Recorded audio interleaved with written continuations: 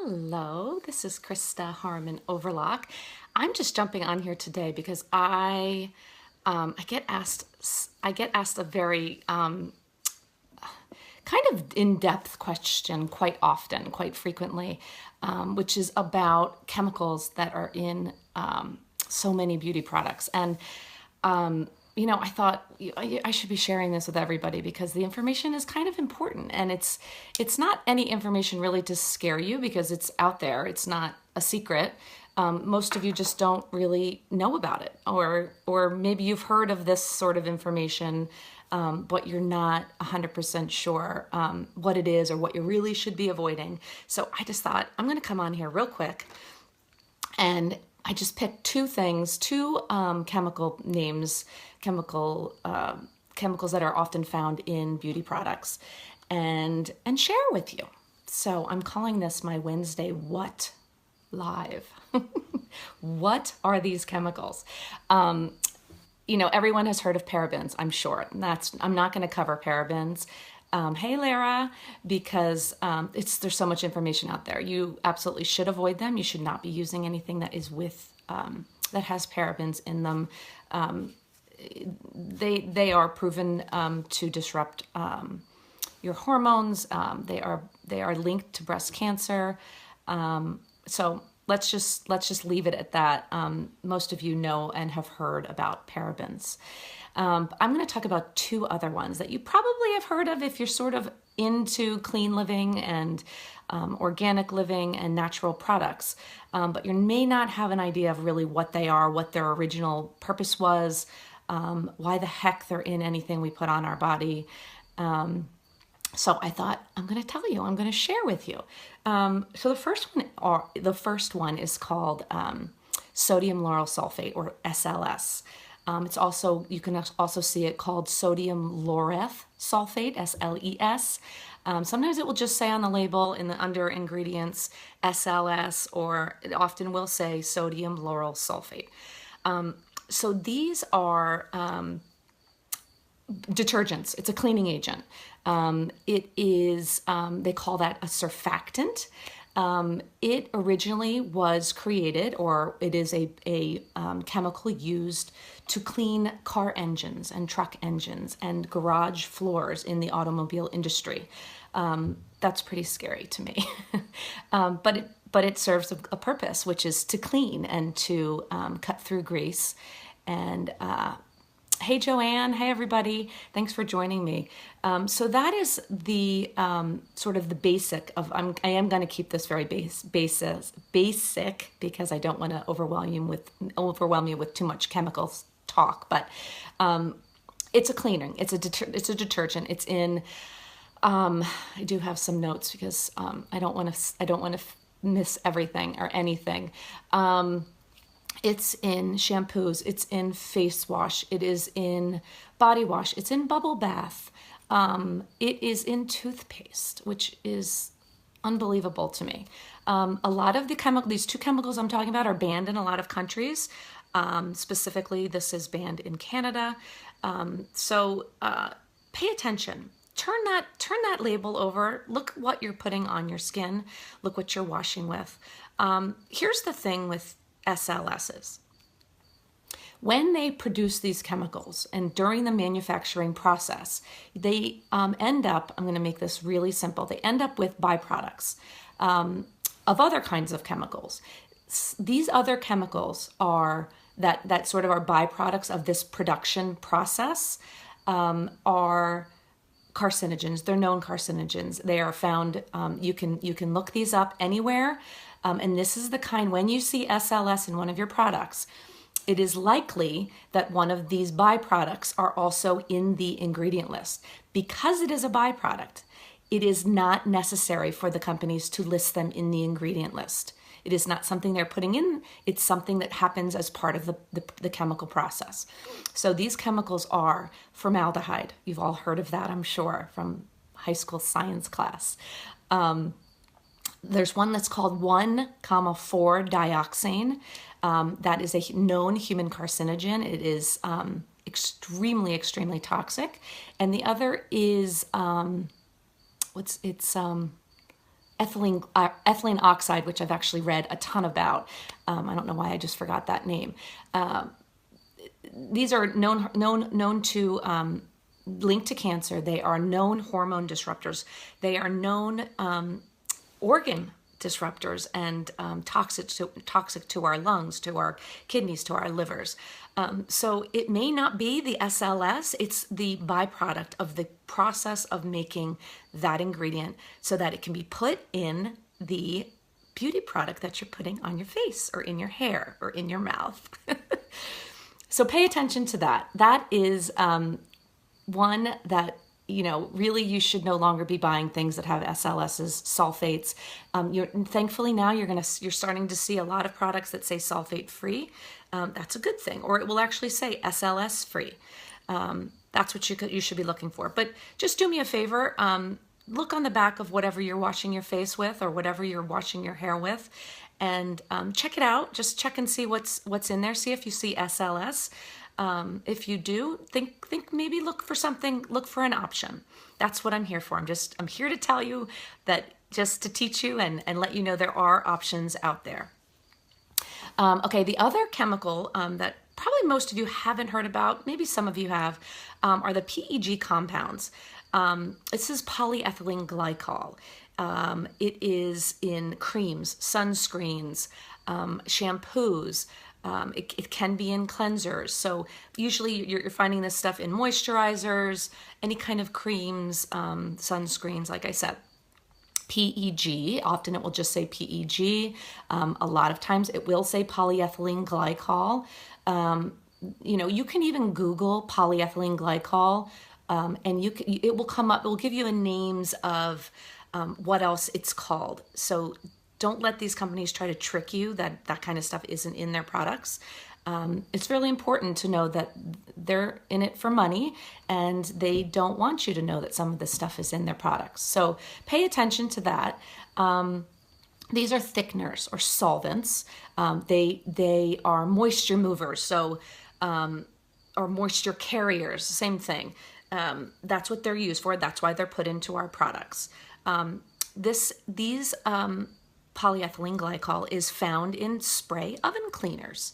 And its function is to dissolve grease in spray oven cleaners. So what it does when you put it on our body or in your hair is it breaks through our natural oils, and then can distribute whatever it's trying to distribute into our skin or into our hair. It allows you to do that. It breaks down through that oil. And removes those protective oils. We don't want to remove our protective oils. We don't want products to be stripping those oils. We're supposed to have those. They're good for our skin. Let me see. Yes, it's a nasty ingredient. Okay, so again, the PEG compounds, it's the exact same sort of process, and they use these chemicals to in the production process, in the manufacturing, and the byproducts. A byproduct of PEG is again that 1,4-dioxane and the ethylene oxide. Just Google ethylene oxide for me once, and you'll absolutely be freaked out. I mean, it is an absolute known human carcinogen, and the fact that it's still in our beauty products blows my mind. So please, please, please, please, if you are using this and you don't care, that's one thing. But I want you at least to understand what you're using, and especially if your young children, boys and girls, are using any of this. It's you know, as of time, you're starting to use it as a 1-2-year-old, and you're washing their bodies, and it does accumulate. So you need to understand that it absolutely does absorb into our bodies. Yes. Yeah, it is terrifying, but that's not why I'm teaching. I just think information is power. And so I thought, you know, I wanted to get this information out there. Those are the two chemicals I'm picking today. I'm actually going to pick a couple more and sort of share with you guys every week. You know, there is a process the two that I just told you about, it's really these byproducts that are the scary thing. I mean, these chemicals are not good for us, but it's really the fact that they often are linked to these byproducts.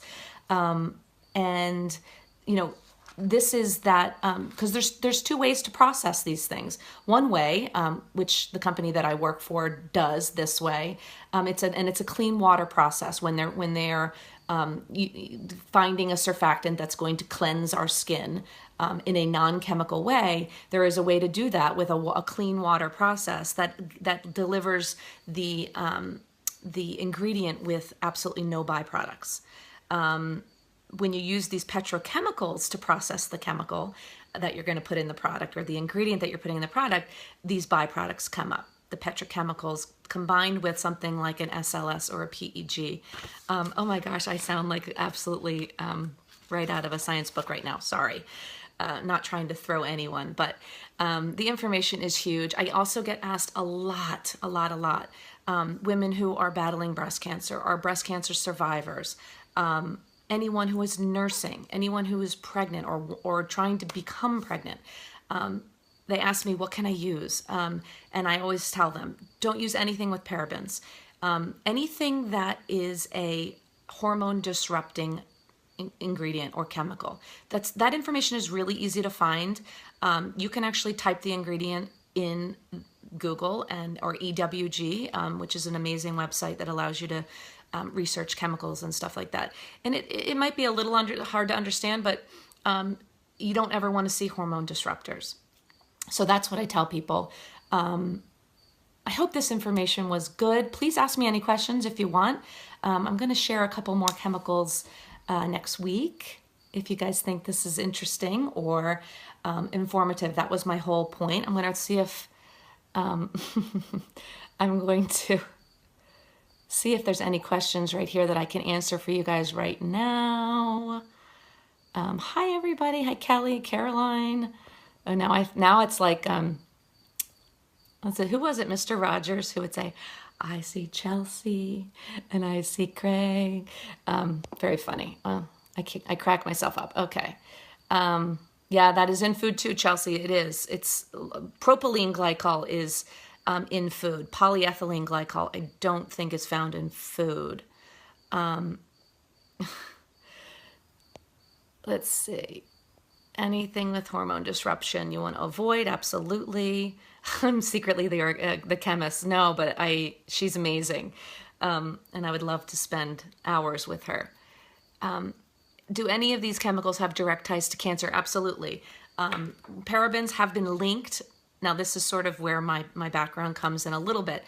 When something says it's been linked to a cancer, it doesn't mean it's a causative ingredient. So it doesn't say that, A causes B. It means that, for example, you test the breast tissue or look in the blood of 20 breast cancer patients. 18 of those women had parabens found in that breast tissue. So that would be a linked ingredient. It's not saying it causes it. It doesn't say if you do this you will get. So it's a little different. But yes, that the 1,4-dioxane, formaldehyde, and ethylene oxide are all linked to cancer. And so many other awful toxins, like how it disrupts our organ systems, which is even scarier. And some of these are at levels that are so low, like 2. I read on one ethylene oxide actually. It's the level that you need. It's like 2%. It's a very small amount. So before it does start to react in our body. Chelsea, you mentioned propylene glycol. That's another one that's in. Maybe I'll cover that next week. And that actually, the chemists and the people who use that and who create that chemical, they have to wear like hazmat suits. So reach out to your congressman and let's get this stuff banned. It's bad. It's scary, but. Anyway, I hope this was informative. That was my whole plan here. I think you really need to know what you're putting on your body and in your body. We talk about food all the time. We do not talk about what we're putting on our skin, but trust me, and this is a debatable percentage, but a lot of people will say that 60% of what we put on our skin gets absorbed into our body. How fast it gets absorbed is also debatable, and there's definitely different theories out there. But we do know that our body absorbs things that we put on our skin. That is absolute fact. So please pay attention. That's all I want you to do. I want you to look at the back of your bottle that you're putting on your skin, or the box of soap that you bought. Read the label. That's all. I hope it was helpful. I'll talk to you guys soon. Have an awesome afternoon. Bye.